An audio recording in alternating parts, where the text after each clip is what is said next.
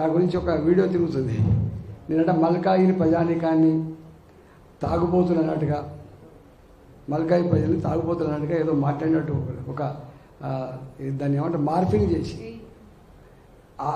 Artificial intelligence ద్వారా ఒక morphing చేసి పెడుతున్నారు. నా గురించి ఇంత చరిత్ర తెలిసిన ప్రజలకు ఇట్లాంటి ఈ చిల్లర ఇవన్నీ పెడితే నమ్ముతారా ప్రజలు? చెప్పండి, నమ్ముతారా చెప్పండి? శవాలను మోసుకపోయినప్పుడు కూడా, ఉద్వేగానికి గురైనప్పుడు కూడా ఇట్లాంటి భాష మాట్లాడలే. అమరవీరుల శవాలు మోసుకపోయినప్పుడు కూడా మాట్లాడలే.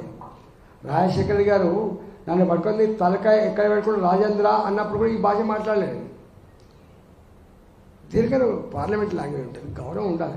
రాజకీయ నాయకుల పట్ల, రాజకీయ పార్టీల పట్ల గౌరవం సన్నగిలుతున్నటువంటి ఈ సందర్భంలో దాన్ని కాపాడుకునేటువంటి బాధ్యత ఉండాలి.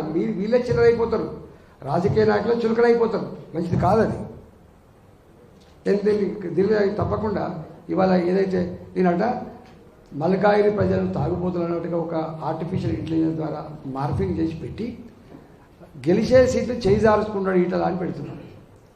రేపు తెలుస్తుంది పరమర్థంగా బిడ్డ ఓట్లు పడ్డాక తెలుస్తుంది, రిజల్ట్ వచ్చాక తెలుస్తుంది ఈ సంగతి. నేను మల్కాయిని ప్రజానీకానికి నేను వినమ్రంగా విజ్ఞప్తి చేస్తున్నా, ఈ 5 రోజుల పాటు, ఇంకొక 5-6 రోజుల పాటు అప్రమత్తంగా ఉండమని కోరుతున్నా. కార్యకర్తలని, నాయకులని, ప్రజల్ని అప్రమత్తంగా ఉండమని కోరుతున్నా. ఇట్లాంటి చిల్లరగాళ్ళు చిల్లర పోస్టింగులతో కన్ఫ్యూజ్ చేసే ప్రయత్నం చేస్తారు. దాని నుంచి ఎట్లా కాపాడుకుంటారో కాపాడుకోవాలని చెప్పి విజ్ఞప్తి చేస్తారు. వాళ్ళకు ఓడిపోతామనే భయంతో వాళ్ళు పెట్టిన దొంగ పోస్టులు ఏముంది చూసిందా? గెలిచే సీట్లు చేజార్చుకున్నాడు అని పెట్టారు చూడు. గెలిచే సీట్లు చేజార్చుకున్నాడు అంటే ఎటుపోతున్నది? ఏం చేస్తున్నారు? ఇదేం పని చెప్పండి. ఇవాళ తప్పకుండా దీని మీద ఎన్నికల కమిషన్కి ఫిర్యాదు చేస్తా. నేను ఎప్పుడు చేయలే కానీ ఇప్పుడు తప్పదు కాబట్టి చేస్తా.